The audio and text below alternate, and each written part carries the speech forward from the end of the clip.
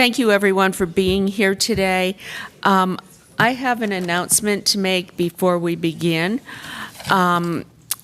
First, it's regarding the location of our regular work session next Tuesday, June 20th. The location and time will be a departure from our standard work session schedule. Work session will begin at 10 a.m. will take place in the Media Center of the Central Communications Center facility located at 2320 Westinghouse Boulevard. Portions of the work session will be conducted in closed session for the purpose of preserving public safety aspects of emergency management. But the work session will conclude in time for council to return to the municipal building and start the regular meeting at 1 p.m. So I just wanted to announce that publicly and also make sure that council and staff were fully aware of that. We also have one other item that Councilmember Harrison would like to bring up for our approval. Great, thank you. I just want to bring to everyone's attention our Raleigh Sister Cities program.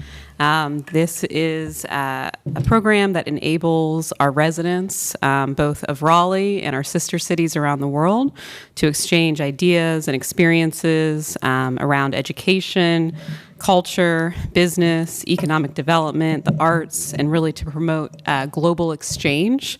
One of our original sister cities is Rostock, Germany, and they have invited us to meet with their mayor and have an exchange during their Hans sale event in August. I've been asked to represent, and I want to also mention that we have an opportunity for 2 representatives of the City Council, and Councilmember Black has also asked to represent us at that event. So just want to put that out there and ask for your support.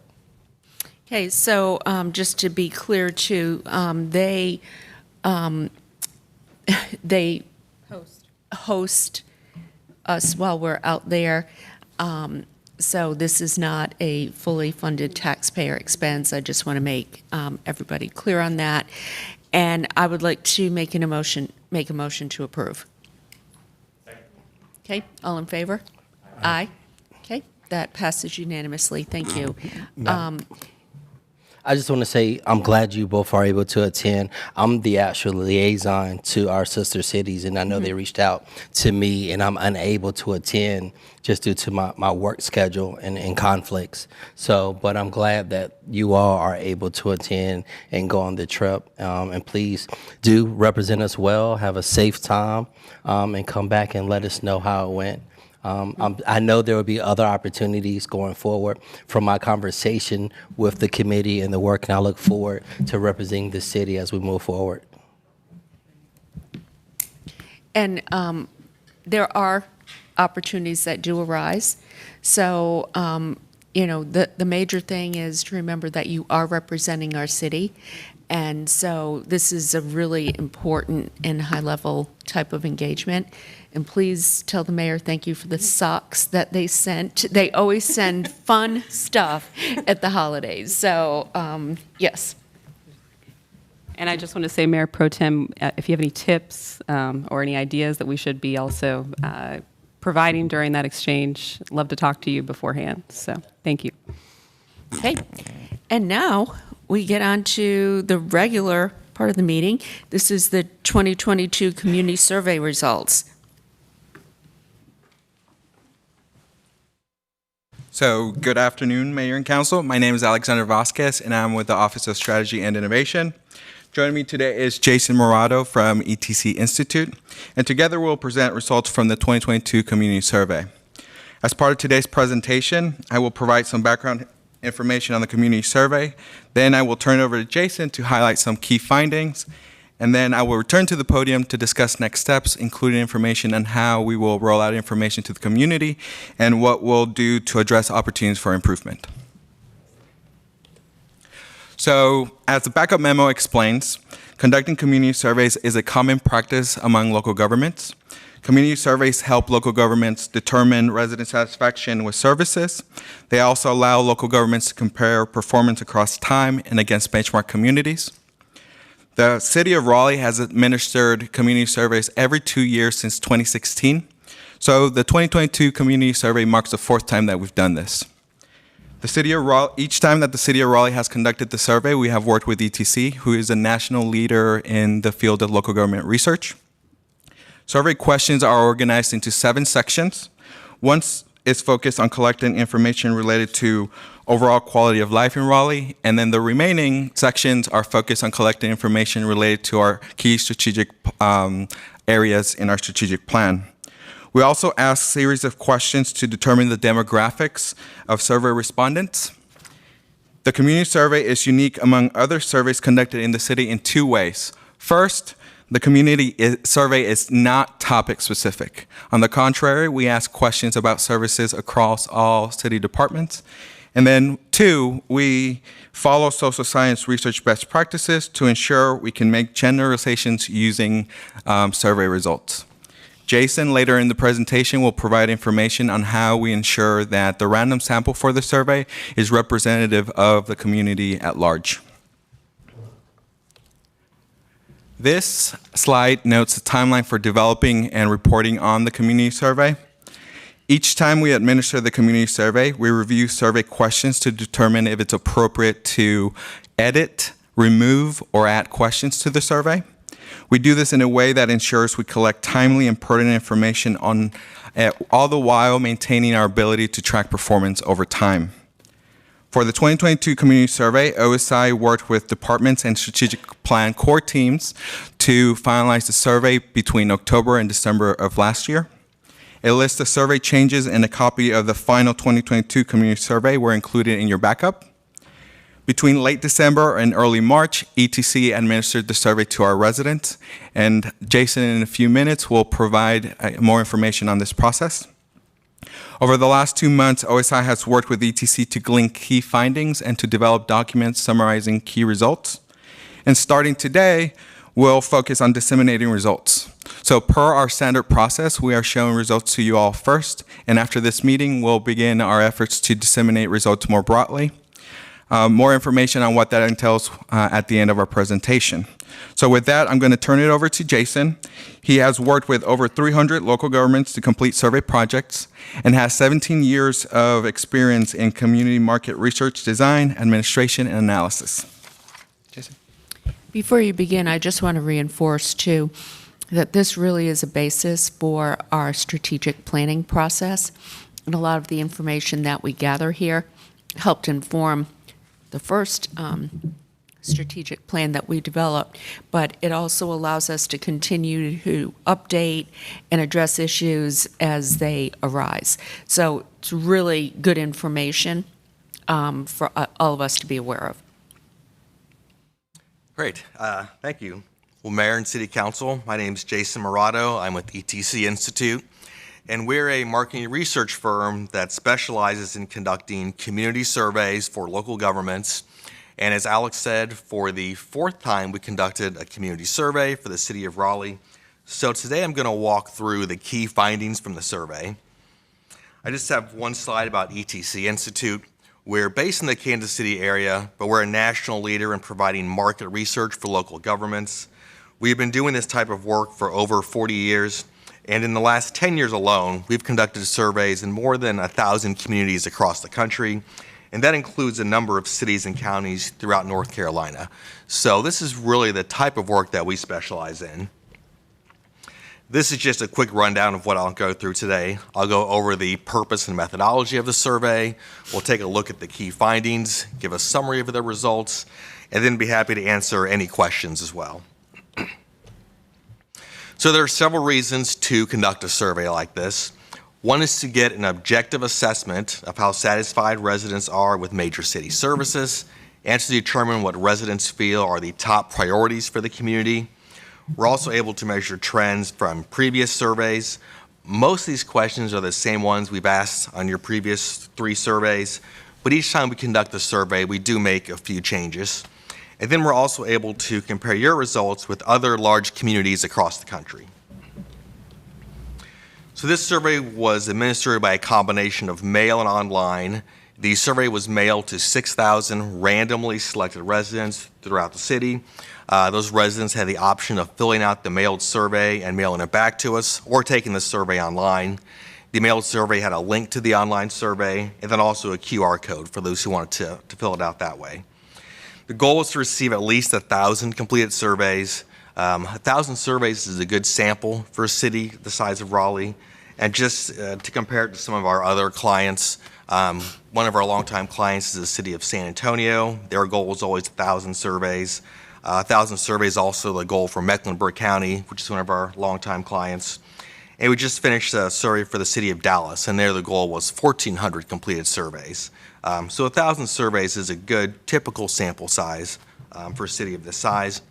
We received 1,045 completed surveys, and the results of those 1,045 completed surveys at the 95% level of confidence has a margin of error of plus or minus 3%. Essentially, that means that if we conducted this survey the same way 100 times, 95 times the results would be plus or minus 3% from what we're reporting. So the results are never perfect, even for a statistically valid survey, but the margin of error is very small. So here we have a map of the city. The red dots are households that completed a survey. So we had a good distribution throughout the city. You can see we don't have any dots in that northwest corner where the airport is and the state park. So that's a non-residential area. But otherwise, we had a good representation throughout the city. And as we were administering the survey, we ensured that the demographics of survey respondents reflect the actual population of the city for key demographic areas such as race and ethnicity and gender. So for this chart, the blue bar is the race and ethnicity of survey respondents. The gray bar are the race and ethnicity based on the U.S. Census of the actual population of Raleigh. So we had a very good representation by race and ethnicity. And then we also had a very good representation by gender. On the left is the gender of survey respondents. On the right are the results of the actual population of Raleigh based on the 2021 U.S. Census. We also had a good mix of responses from newer and longtime residents. 26% of respondents have lived in the city for 10 years or less, and then about a third of respondents have lived in the city for more than 30 years. So here are our key findings from the survey. We found that residents have a very positive perception of the city. 89% of respondents rated Raleigh as an excellent or a good place to live, and 82% rated Raleigh as an excellent or a good place to raise children. In a little bit, when we compare your results to other large communities, you'll see those numbers are much, much higher than most other communities. We also found that satisfaction with city services is much higher in Raleigh than other large communities. You rated above the average for large communities in 31 out of the 37 items that we compared, and we'll look at that in more detail in just a little bit. And the top overall priorities are affordable housing, pace of growth, and transportation, and this is similar to your previous surveys. So first we'll look at some general perceptions residents have of the city. This was the very first question on the survey, and we're asking residents to rate the quality of life in Raleigh in a number of different ways. The dark blue are ratings of excellent, the light blue is good, the gray is neutral, and we interpret neutral as meeting expectations or average. It's a rating of a 3 on the 5-point scale, and the pink are ratings of below average or poor. So you can see overall the positive ratings far outweigh the negative. One of the things that really stood out is how few residents gave negative responses. For most of these items, 5% or less of responses gave a rating of below average or poor. And you can see that respondents gave very high ratings to Raleigh as a place to live, as a place to work, as a place to raise children, to the overall quality of life in their neighborhood, and to the overall quality of life in Raleigh just in general. We also asked respondents how likely they would be to recommend living in Raleigh, and you can see over 3/4 of respondents are either very likely or likely to recommend living in Raleigh, compared to only 8% who are not likely. And then here we asked residents how safe they feel in various situations, and you can see most residents feel safe in their neighborhood during the day as well as at night, The thing that stood out to me the most here is the third row down. About 80% of respondents overall feel safe in Raleigh, and that's compared to only 4% who don't feel safe. So we also found that satisfaction with the overall quality of city services is high in all areas of the city. So here again, we have a map of the city, and we broke the results out by zip code. So this tells us if residents in different parts of the city have different perceptions of the city or rate services differently. This map is for the overall quality of city services, and you can see the entire map is blue, which means that residents throughout the city are satisfied with city services overall, and it also means you're doing a great job providing services equally throughout the city. Sometimes what happens is, even if the results are very positive overall, once you start breaking it into smaller geographic areas, you might see some areas where residents are not as satisfied as people in other parts of the city. And this map is for the overall quality of life in Raleigh. Not only is the entire map blue, but there are quite a few areas in dark blue, which is the highest possible rating. And this map is how satisfied residents are with the cleanliness of their neighborhood. Again, the results are very positive throughout the city, mostly all blue. There is the one area, which is downtown, where the ratings are a little bit lower, the yellowish area. And those ratings aren't bad. Orange or red would mean that the majority of residents are dissatisfied. So it's not that, but the ratings are a little bit lower than the other parts of the city. So I mentioned earlier that satisfaction with city services is much higher in Raleigh than other communities. So here are a list of cities and counties that ETC has surveyed over the past couple of years. And for these next few charts, we'll be comparing your results against these communities. So we found that Raleigh rated higher than the average for those large communities we just looked at in 31 out of the 37 areas.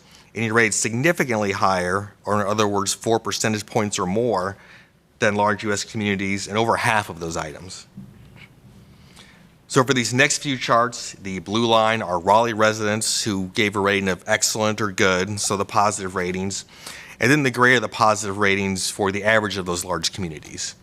So this first chart's for various aspects of the quality of life. You can see Raleigh rates significantly above the national average for large communities in all 6 areas.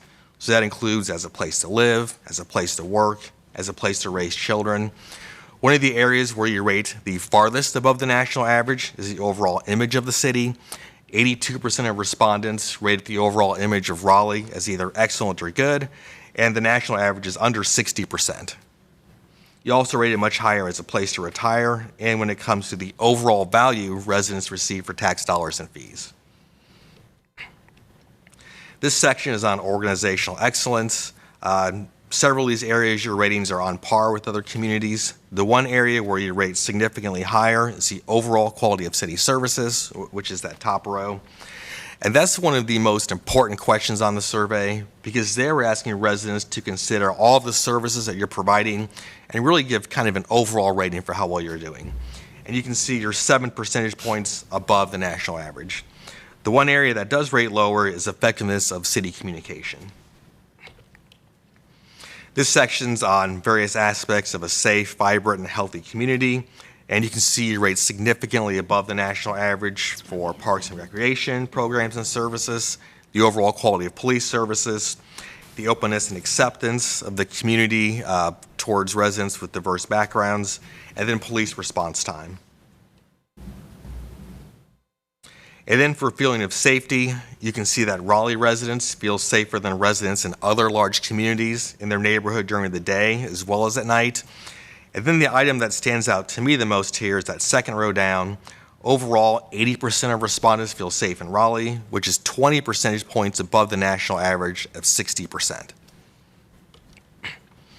And this section's on growth and natural resources. You can see your ratings are significantly higher than the national average when it comes to drinking water and wastewater services, but lower regarding the overall quality of water and sewer services, bulky item pickup and removal services, and then managing growth. Now, Raleigh's a faster growing community than a lot of those other cities and counties we looked at, so it's not a surprise that managing growth rates a little bit lower. That's typical for a fairly fast growing community. And then when it comes to transportation and transit, you can see your ratings are significantly above the national average in all 5 areas. This includes condition of major streets, neighborhood streets, sidewalks, the availability of bicycle lanes, and the bus system.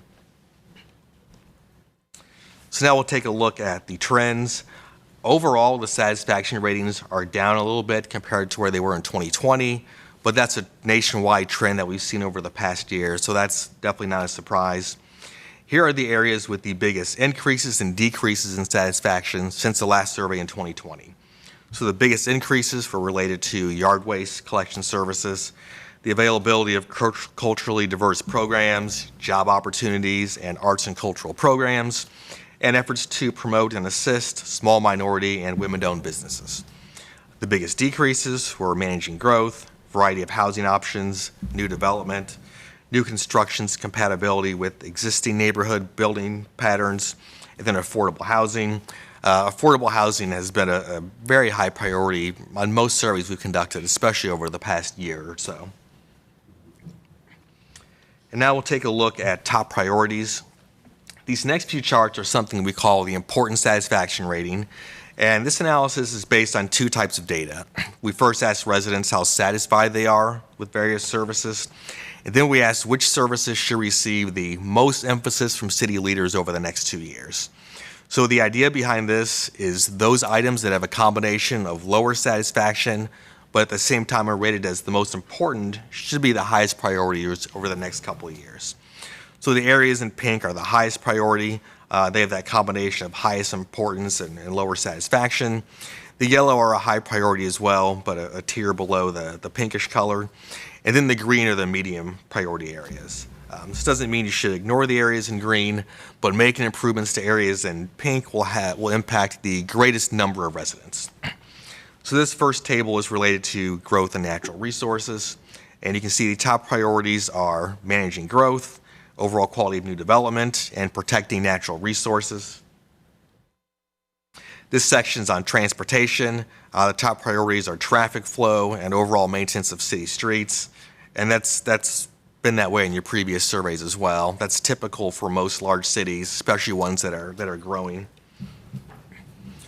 For the section on safe, vibrant, and healthy community, the top priorities are affordable housing and new construction's compatibility with existing neighborhood building patterns. For the section on organizational excellence, the top overall priority is effectiveness of city communication. And then for economic development and innovation, the satisfaction ratings were a little higher here than some of the other areas in general. So there's nothing in the pink, but the highest priority is efforts to promote and assist small minority and women-owned businesses. Now that was in the pink last time, it was a very high priority, but that's one of the areas that had a significant increase in satisfaction over the last survey. So it's still a high priority, but not quite as high as it was on your last survey. And then for arts and cultural resources, the satisfaction ratings are relatively high here, so there's nothing that's a very high priority, but the highest are the cost of arts and cultural programs and availability of information about programs and events. And then we asked what are the most significant issues Raleigh will face over the next 5 years. The top 3 priorities are affordable housing, pace of growth, and transportation. Public safety is 4th. And those top 3 have been the top 3 priorities each time we've conducted your survey, but the order has switched a little bit. When we first started conducting your survey, pace of growth and transportation were kind of neck and neck as the highest priorities, and affordable housing was 3rd. And now you can see the order of those has switched. That's everything I had for now. I will pass this back over to Alex. Thank you, Jason. So what happens next? So after today's presentation, staff will publish all community survey related materials on the city's website. This will include a summary report showing all survey results, a map report showing survey results by zip code, a cross-tab report showing how results compare across key demographics, an infographic report that highlights key findings, and a dashboard that will allow council, residents, and staff to explore survey data. In addition, OSI will work with communications to publish a series of social media posts that highlight the different components of and findings from the community survey. We will also send information to residents through GovDelivery messages. And finally, survey information will be shared with staff via our internal communications channels. So in the mid to long term, we want to be intentional about how we respond to opportunities for improvement. So with the support of the city manager's office, departments will look to identify appropriate next steps and appropriate timelines for those actions. When departments take action to address survey findings, staff will communicate information to residents. That way we demonstrate to them that we're responsive to their feedback. We value their feedback and that we are resolute in making Raleigh a better community to live in. We will also incorporate survey insights into strategy conversations with the goal of informing potential changes to the city strategic plan and departmental business plans. We will also use findings to inform future resource allocation decisions. Departments will also work to identify areas where additional data collection is necessary. This may mean that staff develop topic-specific surveys or implement some other type of community engagement activity that collects information from residents. This may also mean that departments enhance current data tracking and reporting processes. Both activities are intended to put survey results into more context and allow departments to tell a more comprehensive story of the services that they provide to our residents. And finally, we will document potential revisions to future iterations of the community survey. This way we can ensure that we collect timely and pertinent information from residents as part of the 2024 community survey. So with that, we conclude our formal presentation and open up for questions. Everybody has their hand raised, just about. So I'm going to start here. Councilmember Fort. It's not really a question, but I think our new communications director is in here. Yes, she just raised her hands. I've been eyeballing her the whole time. I will say, since I've been on council, the one thing that's really been a consistent message is that our constituents don't necessarily feel that we do a really good job of communicating with them. And again, that turns out to be one of the top issues in the survey. So you do have your work cut out for you, but I will say that that's really been a consistent theme over the course of a number of years. And so I'm really looking forward to your new innovative ideas and strategies. No pressure. Mayor Pro Tem. So definitely thank you for the information, and I have 3 asks, but they're simple, they're real easy. But before I do that, I do want to, again, to our communications director, I know we had a conversation, and I look forward to council working to help provide what you need to help us be effective. So please don't be shame or bashful to ask. You may not get everything, but please do ask. I'd rather you ask and we know what you need, and then we can work to try to do what we can to fit the overall community. But here's my ask. I noticed there's a trend analysis, there's the top 5 priority areas, and there's the 5-year issues on each survey that we've done. Can we receive the information from every survey in the manager's update, so that I can look from the first year that we did the survey to now, what's still there, what's left? Because having that data, at least for me, will better help inform me on moving forward. Because there may be some things that maybe they were on the first 2 years of the survey, but they're no longer there.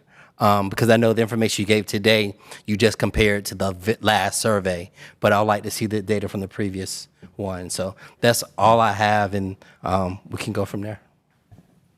Councilmember Black. Thanks. I really enjoyed this. I come from a really climate-based background, where these bar graphs, I'm like, yes, this is my stuff. I understand this. So I guess I'm just gonna read through some of the things that I was writing down as you were speaking, and if I missed it, it's something that is included, just let me know. So I guess for the demographic breakdowns, for the neutral poor, do you have the demographic breakdowns that are related to that? Sorry, demographic breakdown for which part did you say? Or for people who are responding in certain categories, like where they're from, their age, how long they've been here. Do you know, is that data, it wasn't necessarily included, it was more like a high level thing, but do you guys get to it in the nitty gritty? Because I think that would be something that I would like to see to kind of understand the data on a deeper level, but that might just be me. So as part of one of our reports, the crosstab report that we'll publish online, it breaks down survey responses by key demographics. One of those would include age, ethnicity, etc. Hold on, I'm trying to find the slide.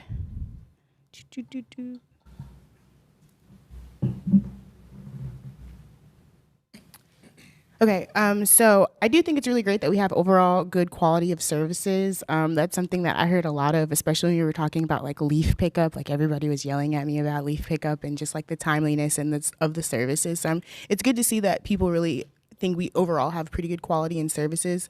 But the reason why I was asking about the the demographic breakdown is because I saw kind of like, it wasn't necessarily a split, but it was interesting just seeing specifically for the overall direction of cities and overall value we receive on tax and fees. It was almost like right around the halfway mark. And I think, you know, with people just having different needs and ideas and understandings of what's going on with the city, I think it would be interesting understanding that part too, because we have people who are coming here who are like new, or people who have been here, people who have housing equity issues or racial issues that are all tying into that like framework.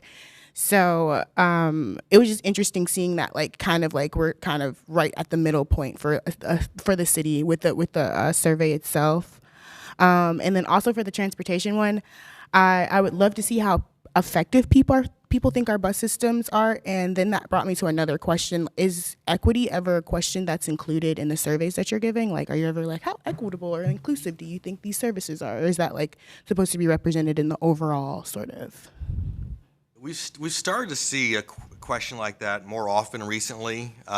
Used to wasn't in the surveys really much at all, and it's still not in the majority of surveys, but more and more often that is coming up.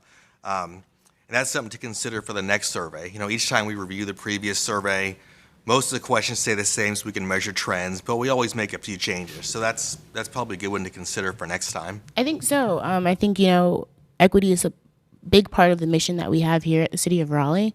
So just like how people who feel about that could be a really guiding and fundamental for our strategic plans that we're building. And we do get into it just a little bit. There's one question about satisfaction with the community's response to residents with diverse backgrounds. I don't think I'm wording it quite right, but it's something along those lines. So we get to it a little bit, but we could dig a little deeper on it.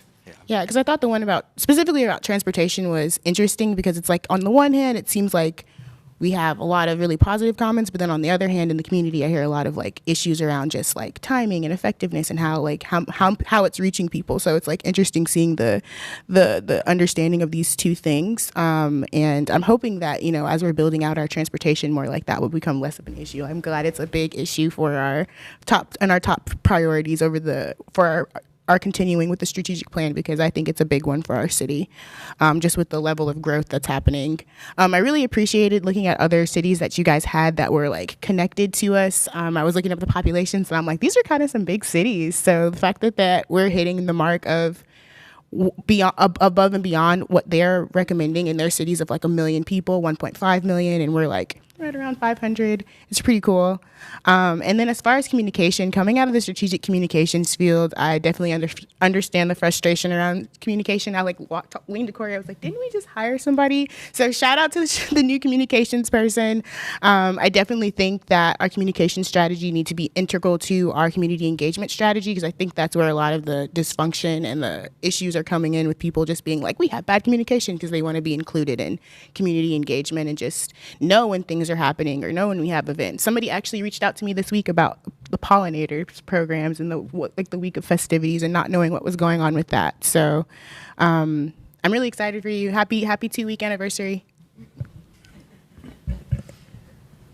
Councilmember Patton. Yes, hi. Thank you for this presentation. Super insightful.